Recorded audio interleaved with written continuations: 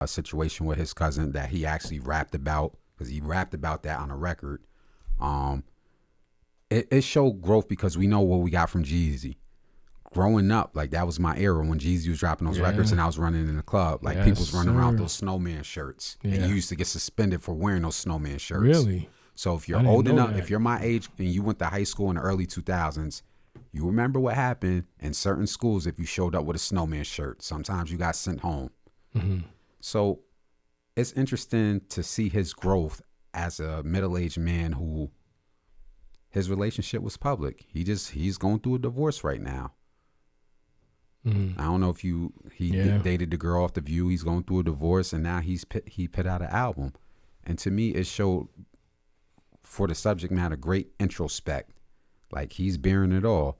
The second half of the album, he's really talking about some personal stuff. He's talking about I didn't know his mother passed away, because these guys are sometimes private. Yeah. Talked about his mother passing away, and hopefully she's looking down at him about how he fixed some mistakes, because he talked about how he used to serve his uncle and how he used to serve it. Like it's a great reflection album of a mature man saying, yo, I'm growing up and I hope I can right some of those wrongs. Right. From your perspective, I don't know if you got a chance to listen to Jeezy album, but just from what I'm telling you, how important is it for somebody like Jeezy to show that growth in their music? That's big, man. That's big, especially after what we just got done talking about. Like, he's kind of sharing bars and personal stories. I think too also it's like a therapy. I always thought a lot of rap albums were like our therapy and our story lessons. I think a lot of people don't want to acknowledge that. You get what I'm saying? Mm-hmm. So I think that's big, that he's sharing a lot of personal stuff on the album, because a lot of people can go through that. You got to remember, a lot of the things that we talk about in the culture, we always talk about how the culture sometimes is misguided. We're the bravado, which is needed because we need to be strong black men, strong black characters. But at the same time, we need to open up, and the message needs to be sent. It's okay to open up. It's okay to feel that way. It's okay to just say, get it off your chest. It's not okay to keep it all inside. So I think that, at times, man, that's kind of a big deal and a big thing that he's doing that. I think because, we don't. It's gonna be hard for you to keep talking about the snowman. We're really gonna be looking at you crazy. That was the point. Yeah. We're gonna be looking at you because I don't think your son is selling snow. So if you guys are into production, the second half of the album, so the first half is produced by various producers, but the second half from 16 on is produced by the Justice League. Okay. And my God, the Justice League went in. They pulled some stuff out of Jeezy. This is what you want to hear from production when a producer pulls something out of you. And there's a record that, like, I'm going to play a few bars from it where he's bearing his soul, like what I was telling you about, where he was going through stuff. So the record on the track produced by the Justice League is What I Gotta Do. And from the beat to the subject matter to what they pulled out of him was like, yo, this is grown man Jeezy. Yeah. This is Mr. Jenkins. Mm-hmm. So I'm going to play a few bars, and if I have to edit it out, so be it. But for the podcast, I'll play a few bars. You want to play it on here? You can Bluetooth to it if you want. I don't. It's up to you. I'm just gonna show it on the camera. So I got it on Tidal. Okay.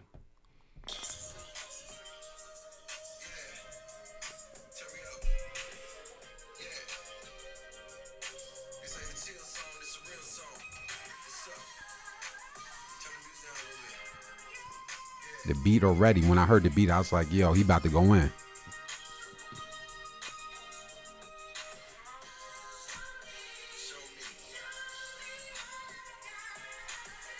This is that grown people music.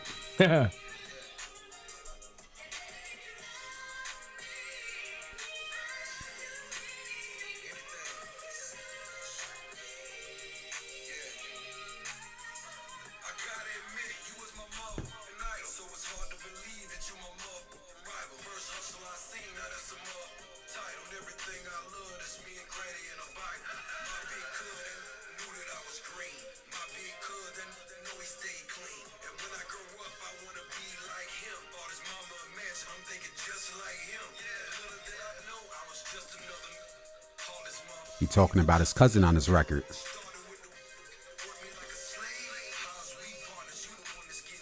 Mm.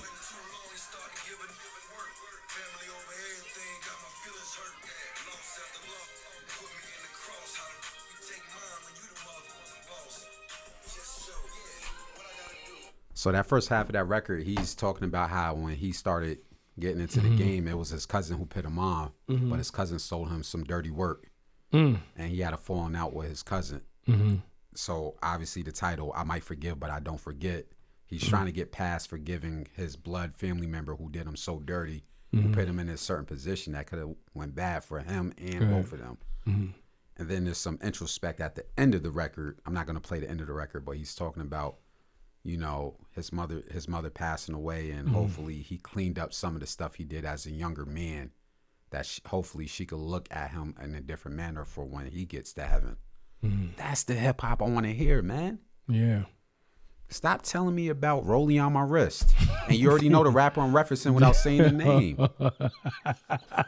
If I say Rollie on my wrist, who am I talking about? Yeah, we know you're talking about Meek Mill and Rick Ross. But when Jeezy, who has put out multiple albums, who's in his mid-40s, who's doing a lot of stuff in his community, because he's very business savvy.